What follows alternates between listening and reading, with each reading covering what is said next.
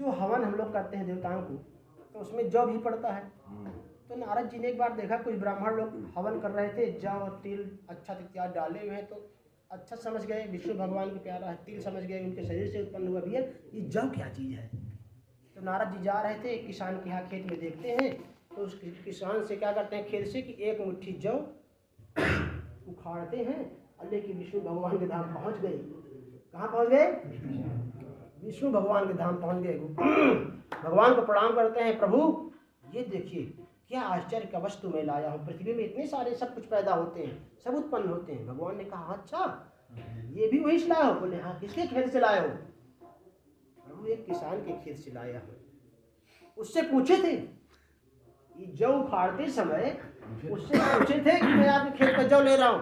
नहीं प्रभु मैं नहीं पूछा, गलत किए हो ना, चोरी किए हो।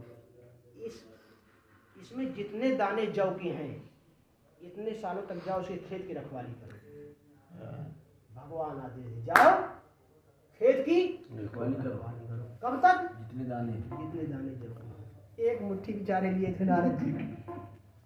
अब आए एक किसान के यहाँ नौकर के रूप में कि जहाँ से ले गए थे, लोग मड़ई तान के घोपा तान के रहते हैं खेत में, तो नारद जी आए। एक किसान बेचारा खेत में लेटा हुआ था। नारद जी कहे त्राहिमाम आज से मैं आपका नौकर हूँ, भगवान के आदेश के अनुसार अब आप घर जा सकते हो, खाना पीना खाओ, खेत से कोई कुछ नहीं छुपाएगा, हमारी जिम्मेदारी है।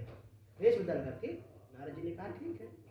किसान ने कहा ठीक है जाओ रहो आराम से, क्योंकि हमको एक मोहन चाहिए ही था और अब मिल गया अपने आप, तो बहुत अच्छी बात है भाई।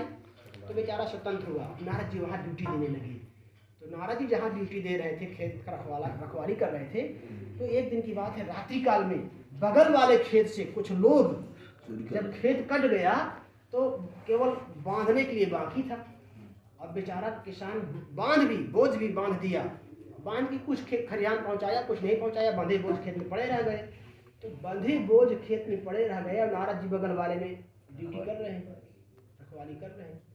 रात्रि काल में समय आया, कुछ लोगों ने देखा, गांव में आज भी ऐसा होता है कि बोझ बंधे हुए पड़े, चाहे 2-4 बोझ झटक दो, गेहूं और अगर जौ पड़े हुए हैं तो चलो 4 से झटक दो, बांधना भी नहीं पड़ेगा, उठाओ चल देना है। तो नारद जी तो अपने खेत में रखवाली कर रहे हैं और उधर कुछ व्यक्ति ही आए और बोझ उठा के चोरी करने लग गए। अब नारद जी चिल्ला रहे हैं, अरे भैया उतने में इतना, इतने में कितना,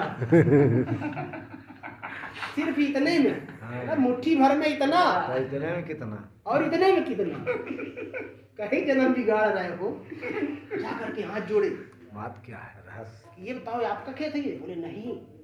आप देख रहे थे क्या? बोले मैं सब कुछ देख रहा था। क्यों ये सब चोरी कर रहे हो? दूसरे के खेत से बोझ का बोझ उठाए जा रहे हो, इतना बड़ा अपराध। बोले गुरुदेव आप हैं कौन? बोले ये मत पूछो मैं कौन हूँ, लेकिन सिर्फ इतना जान लो मैं नौकर हूँ इस वाले खेत के किसान का, और मैं एक मुट्ठी जवा ले गया था, इसमें जितने दाने हैं उतने सालों तक हमको ये रखवाली करना पड़ रहा है, और आप लोग तो भैया बोझ के बोझ धकेले दे रहे हो, बोझ के बोझ कितने जन्म बिगाड़े कर रहे हो। सिर्फ चिल्ला कहते नारद जी उतने में इतना, इतने में कितना, भैया ऐसी गलती मत करो। फेंक फाके बोझ जो ले गए थे वो भी आके खेत में फेंके। गुरुदेव बहुत बड़ी गलती हो गई, लेकिन वापस तो कर दिए, गलती तो क्षमा हो गया ना, लेकिन क्षमा है, लेकिन कुछ दाने तो गिर ही गए होंगे।